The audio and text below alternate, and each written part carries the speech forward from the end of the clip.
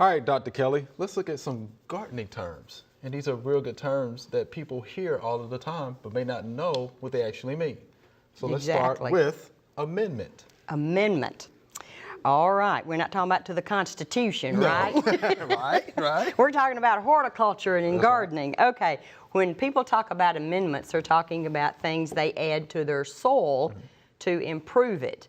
That could be fertilizers to improve the fertility. It could be things that change the structure to make it retain water or hold water, whichever's needed. Okay. It could be peat moss, compost, any kind of really good organic matters you looked at as an amendment. Gin trash, you know, leaf mold, things like that. So that's what we mean when we say it could be lime. Okay. Sand even. Well, yeah, lime and sulfur if you want to lower the pH, if you got blueberries or something. So anything that's added to the soil to improve it for the plant you're growing, whatever those conditions require. Okay. Our next term is bolt. Bolt. Yes. Okay, that's what plants do when conditions are right, environmental conditions are right to make them set seed. And we usually think of it as the cool weather plants like the mustard greens. That's what I was thinking. Yeah, exactly. Mustard greens, you know, they will bolt when the temperatures get higher, the days get long. They will automatically, their little clock tells them that they've got to set seed and die. Coriander, cilantro, you know, is a cool season herb that we grow. And it will bolt as soon as it gets to be hot weather, meaning that it will turn from vegetative to reproductive and go into the seed stage and then die. Okay. So that's what that means. Is there any way you can slow that process down? Not really. You could cut the seeds or the blooms off, but the very next tissue coming out is going to be a bloom. So, makes sense. You know, basil is the same way. People will say, oh, I can't use my basil because it's flowering. Well, then you can't keep it from flowering, no matter how often you cut it. Next thing it's going to do. That's what annuals are programmed to set seed and die. And die. Yeah. Annuals, right. Yeah. Okay. Our next term is heirloom. And of course, we hear this one a lot. Yeah, we think about heirloom plants as being those, and a lot of people disagree about exactly what the age has to be of the heirloom seed, how long that has to be around. Okay. But typically, I think about 50 years.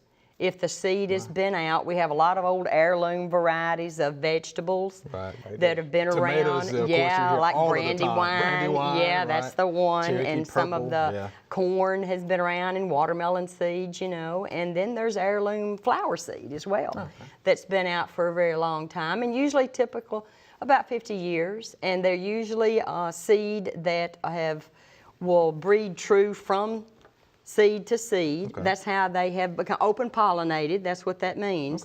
That they will set seed that are true from generation to generation. In other words, they're stable over time in different generations. And that's why they have been carried on by people who have brought, my grandmother always didn't pick half of a pea row of her black-eyed peas or her green beans. She'd let them go to seed. And those were the old heirloom varieties that her grandmother had, and that's how that she knew that it would be the same bean or the same pea. And so that's why we really kind of cherish those old varieties, because they have a lot of tradition and family memories, and then they're good varieties, a lot of them. Yeah, passed down from generation to generation. Yeah, exactly. Okay. Yep. All right, so here's the next term, which is one that's very difficult for folks to understand. Hybrid. Hybrid. Oh, yeah. That's those cars, right? The new hybrid cars. The new hybrid cars, yeah. Okay, next one. What's the next one?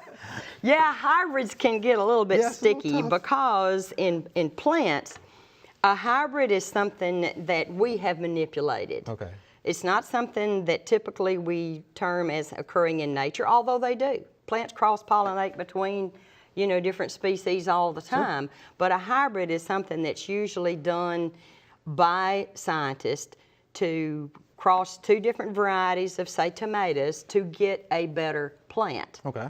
Typically, it would be to get those traits that would make it a better product, a better tomato, more disease resistance, things like that. So a hybrid is a plant that is the cross between two different parents.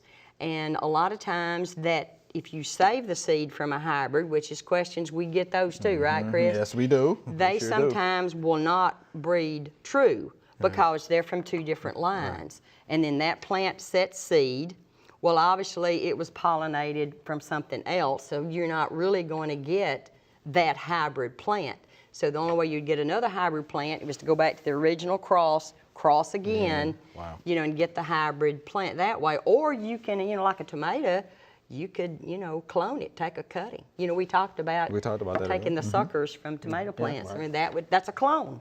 So that's the same as the parent. But that's usually what hybrids are, something that we have manipulated through genetic breeding, you know, to establish a new plant that has good characteristics of both parents. Okay.